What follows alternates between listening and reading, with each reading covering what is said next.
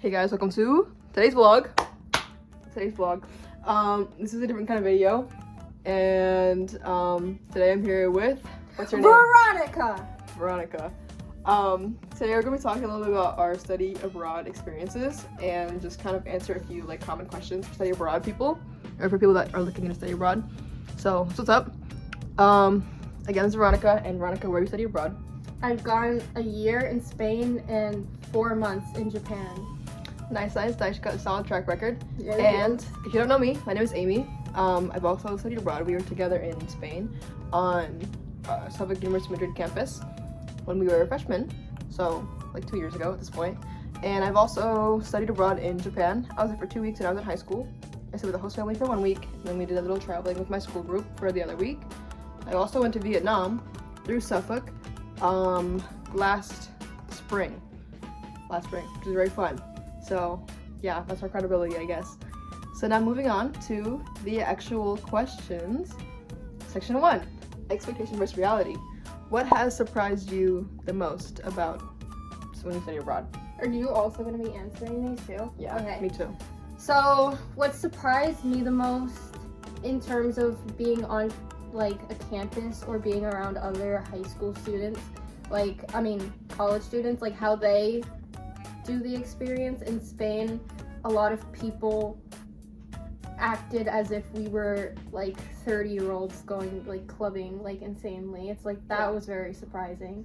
I expected it to a certain extent, but just seeing how everyone interacts in a country that like we're not all from, that was surprising. I think for me the most surprising thing was, we were talking before the video, but people are just people. Like, I thought that moving to Spain for the year, like I thought people were gonna be really different. I guess I don't really know how to explain different, but just kind of I'd have to like learn a lot of like different things and like really try to look like someone who's from the country. But I feel like people are just people. Like in every place that I've been to, human beings just do what they want to do, you know. People just walk around, they don't really care about what you're up to. They only care about what they're doing themselves, so it doesn't really matter. Like, it doesn't matter. It really doesn't matter. I feel like nowadays, if you're like open to studying abroad, you're like not gonna be that surprised. And like, it's also the fact that if you go on like any social media, you're like seeing things from not only like around the country but all over the world. Yeah. It's like if you want to study abroad, you're kind of already like open to the idea of all those differences. It's like I didn't go to Japan not knowing anything about Japan or how the people act. It's like I knew about the culture and how it was going to be, so I wasn't really surprised in that regard. Yeah, I guess that's really true, yeah. Like for social media, you can always search up, like, if you're looking to go to Spain or whatever, you can always just figure out, like, what do they have there, you know, what's the culture like. It's like, you can just Google anything that you really need to know, so. Like, you'll have your culture shocks or whatever, but, like, it wouldn't be, like, it's not the most insane thing ever, I guess. Yeah, I guess I feel like it probably kind of makes your culture shock a little bit less than it could have been if we didn't have any knowledge about, you know, the world around us. So, okay, moving on. Do you feel like your personality changed at all after studying abroad? No. I feel like, if anything, it, like, enabled me or, like, amplified me more, like, you know, especially, like, in Spain, it was definitely something new because it was my first time like living away from my family, and I did it for a year and across a whole ocean, and I didn't expect to take it as well as I did. There were times where I was like homesick and everything, but like it definitely made me like put myself out there more. Before I left, I was like completely like closed off. I mean, like I would go around and I would do things with people. Like I literally couldn't even, like I would go to Walmart with my sister. Like I would do everything with someone else. Yeah. So like I was forced to do things by myself, but like I don't think the core of who I was really changed. And in Japan too, like a lot of the things I like are from Japan, so if anything, like, I was more myself over there, because like everyone is gonna act how I act in certain regards, so. For me to answer that question, I would say, like, I feel like, definitely like you were saying, I had to put myself out there more and, like, do things more by myself, especially, like, when we first moved to Spain, didn't really know anybody, so it's like, who am I gonna hang out with anyway? Like, I don't want to, like, I don't know, ask one of my classmates, because I never had to do that before, right? We were in high school before that, and it was like, you know, we have all of our friend groups since literally elementary school, and you didn't really have to go out of your way to, like, hang out with someone or, like, make new friends, so it was a lot. Yeah, and I guess freshmen too, I think that's kind of crazy.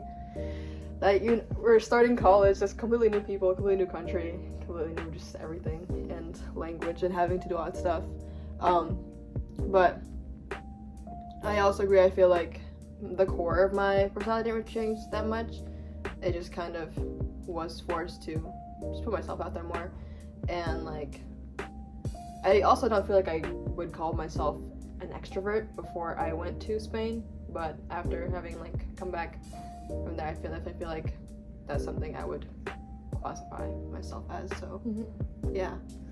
And then, kind of in the same vein, did you ever feel like an outsider?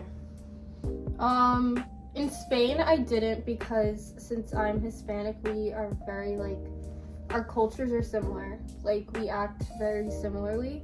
Like, they're very loud, they're party people. That's kind of how my life was growing up.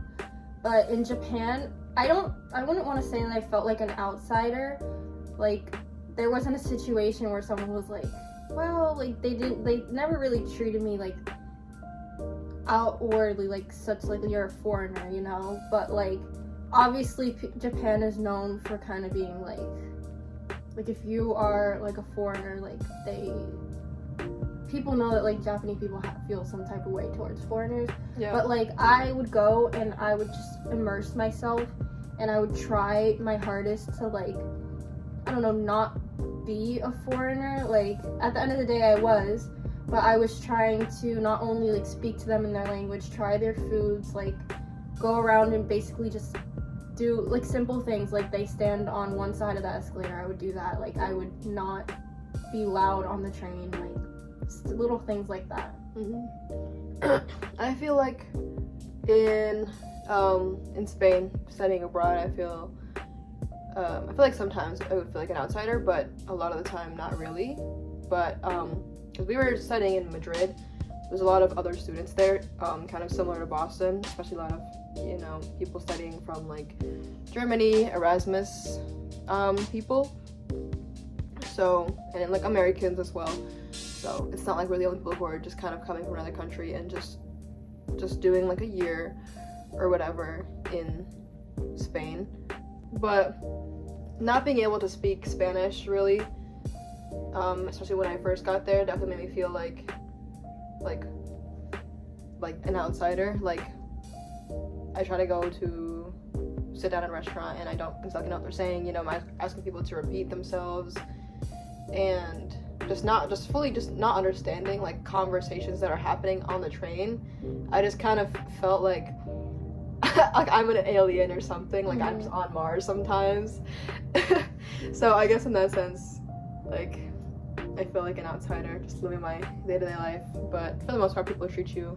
I don't feel like I'm getting treated by other people as who are not hostile towards really outsiders there. And also, again, like, there's a lot of people who are from other countries studying abroad in Madrid. So yeah. When we were in Spain, I lived with the same host family for a year.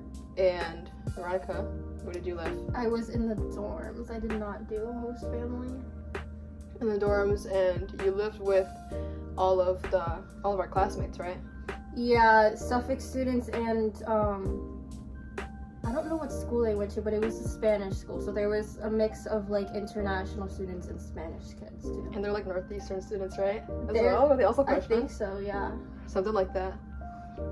So I guess my question for you, I'll ask you a question first. Would you live with the host family if you could? I don't know. I see the value in doing it, and I do think it would have helped my like Spanish a lot more. But I don't know. I feel like I would be really awkward at first. Obviously, like I'm awkward with like a roommate or whatever, but like I don't know. I feel like it's the problem of that I'm in someone else's house, and I'm very like. Well, I try to be very like conscious of other people, and the fact that I'm living in someone else's house, I would basically like the difference between like a host family versus like my own dorm room. I'm sharing a space with someone else, but like it's still mine in a certain way. Like if I go to a host family, I'm in someone else's house, like I have to eat their food, like I can't really do a lot of things on my terms, and if I did, I would feel really guilty. Yeah, understandable. So that kind of leads me to my next part, which is just asking a question to myself, like, would I recommend living with a host family? I would definitely say yes. Yeah, definitely, because there's a lot of opportunity there for learning language, as you mentioned. Obviously, like, a host family, they're native speakers of Spanish, and so when you're just sitting with them at, like, lunch or, like, dinner, like, you can really take the opportunity to talk with them, and, you know, as they're hosting you, like, for the most part, at least like for my family, they were very happy to do that and help me to learn, and I think that it's really the case for most people. Also in my specific situation, they would feed us as well, so they also gives the opportunity to try like native, or like, I don't know, I guess authentic Spanish food, which was really nice. But on the other hand, I do feel like living with a host family and like just having the opportunity to learn Spanish also kind of puts me like mental barriers, where it's like I feel like if I'm not spending every single time that I can talking with them in Spanish, then I'm kind of like wasting the opportunity to like do that. It's like there's more pressure on me to actually like learn the language and like I don't know, learn more about the culture from the people I'm living with, rather than if I was just by myself, like in a dorm room. I'm not feeling pressure from like, I don't know, my roommate or whatever to like, to learn Spanish or to eat more Spanish food. But a lot of the time I'd come home and they would tell me about places, recommendations that they had for me, and you know, then I would go do whatever. They'd ask me about like, oh, did you do this or you do that, you know, and I'm like no, like I didn't, like I'm sorry, but you know, so yeah, there's just not pressure there, but for the most part, yeah, good vibes. You get to really just learn, and food, and yeah, so okay, and last, would you say studying abroad is worth it? Yeah, I was supposed to be in Spain for 2 years, except they closed down. And then I wanted to do Japan for a year. I was being really greedy with my study abroad. Like if I could, I would do like all 4 years in another country. I just love being around like people in different, I love like culture, and I really like value people's different experiences in life. And to me, everything that I don't know is like something else that I could fall in love with. So like going to another country is like, I never had Spain on my radar for studying abroad, but I was like, I wanted to go to France initially, but really? Then yeah, I was like, well, Suffolk has like a year, like I can just be there for a year, and I was like, you know what, it's in Europe, it'll be interesting, I'll do it. And I love Spain, like I love that country so much. Same with Japan. I mean, I really wanted to go to Japan, and I was anticipating it, and now I like I need to live there permanently. Like I love it. Like I love it.